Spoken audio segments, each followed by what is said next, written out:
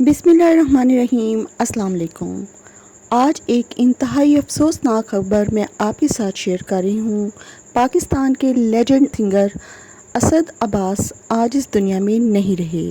असद अब्बास काफ़ी अरसे से ज़िंदगी और मौत की जंग लड़ रहे थे। आज की वीडियो में मैं आपको बताऊंगी कि बुरी नज़र ने कैसे सब कुछ बर्बाद कर दिया। महलों में रहने वाले और लग्जरी गाड़ियों में घूमने वाले कैसे सड़कों पे भीख मांगने पर मजबूर हो गए। इंतहाई अफसोसनाक खबर आज मैं आपके साथ शेयर कर रही हूँ। असद अब्बास कहते थे कि एक वक्त था जब मैं महलों में रहता था। बीमारी ने मुझे ऐसा घेरा कि मेरी गाड़ियाँ, बैंक बैलेंस, घर सब कुछ बिक गया। सिंगर असद अब्बास की ट्रेजेडी भरी स्टोरी सुनकर आज हर आंख अश्कबार है, लेकिन जब वो जिंदा थे तो साहिब इक़्तिदार और मुहैयर हज़रात से कई बार मदद की अपील करते थे। उन्होंने अपने पुरस्कारों हत्ता कि उन्होंने मलक रियाज से भी मदद की अपील की, मगर हर जगह से उन्हें नाकामी का सामना करना पड़ा, जिसकी वजह से वो बहुत मायूस हो चुके थे।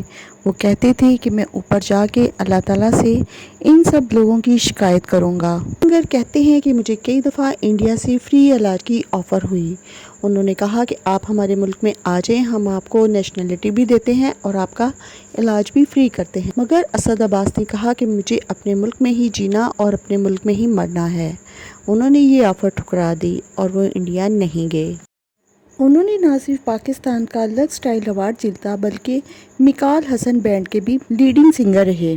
इस शोहरत याफ्ता सिंगर के गुर्दे फेल हो चुके थे और उन्होंने जो कुछ कमाया था अपने इलाज पर लगा लिया। उनके भाई ने उनको एक गुर्दा भी दिया, लेकिन वो फिर भी सेहतयाब नहीं हो सके। वो बताते थे कि इनका इलाज इतना महंगा है कि उनकी 2 गाड़ियाँ और 2 मकान इसी इलाज पे बिक गए। इनका सारा बैंक बैलेंस भी इसी इलाज पे खर्च हो गया। असद अब्बास जब जिंदा थे तो कहते थे, मुझे अपने इलाज के लिए 5 करोड़ दरकार हैं। ये मेरा इलाज अमेरिका में होगा और ये इलाज बहुत महंगा है। उन्होंने कई दफ़ा हुकूमत से अपील की। सिंगर असद अब्बास के वालिद और भाई ने बताया कि अल-शफा हॉस्पिटल रावलपिंडी से उनका इलाज हो रहा था और अब आखिर में उनके पास अस्पताल का बिल देने के भी पैसे नहीं थे और हॉस्पिटल वाले उनको छुट्टी नहीं दे रहे थे। उन्होंने बहुत मुश्किल से अपने रिश्तेदारों और इर्द गिर्द के लोगों से पैसे लेकर उनको दिए और वहाँ से असद अब्बास वापस घर आए। 9 तारीख को उनकी सालगिरह थी। उन्होंने अपनी सालगिरह का केक काटा और अपनी माँ को आवाज़ देने लगे। यहाँ पे एक बात मैं आपको ये भी बताती चलूँ कि असद अब्बास की वालदा भी इसी गम में इस दुनिया से जा चुकी हैं। उनके वालिद ने कहा कि वो उनकी गोद में सर रख कर रोते रहे और उनसे कहा कि मुझे अपनी माँ के पहलू में दफन कीजिएगा। हॉस्पिटल से घर आने के बाद उन्होंने कहा कि सबको मिठाई बांटें और सब नहा के नए कपड़े पहने। उनके वालिद कहते हैं कि हम सब इस बात पे हैरान थे कि वो ये बातें क्यों कर रहे हैं। अगले ही रोज़ असद अब्बास इस दुनिया जहां से कूच कर गए।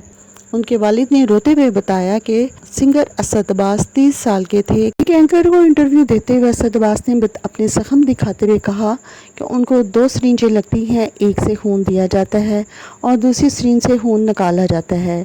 इसके बाद उनके पेट से पानी भी निकाला जाता है। उन्होंने बहुत तकलीफ़ से ही, अल्लाह पाक उनको जवार रहमत में जगह दें।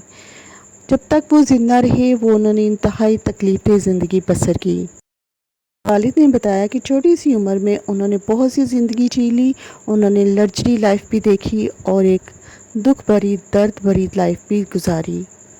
सिंगर असद अब्बास के 2 बेटे हैं। इनके एक बेटे को भी प्लास्टिक की आंतड़ियाँ पड़ी हुई हैं। जब असद अब्बास जिंदा थी तो उनकी बीवी ने रोते हुए एक इंटरव्यू दिया और कहा कि मेरी ज़िंदगी क्या है, मेरा शोहर बीमार चादर पर लेटा हुआ है और मेरा बेटा भी बीमार है और हमारे पास इलाज के पैसे बिल्कुल भी नहीं। मुहैयर हज़रात से अपील है कि वो हमारी मदद करें, मगर किसी ने भी उनकी मदद नहीं की।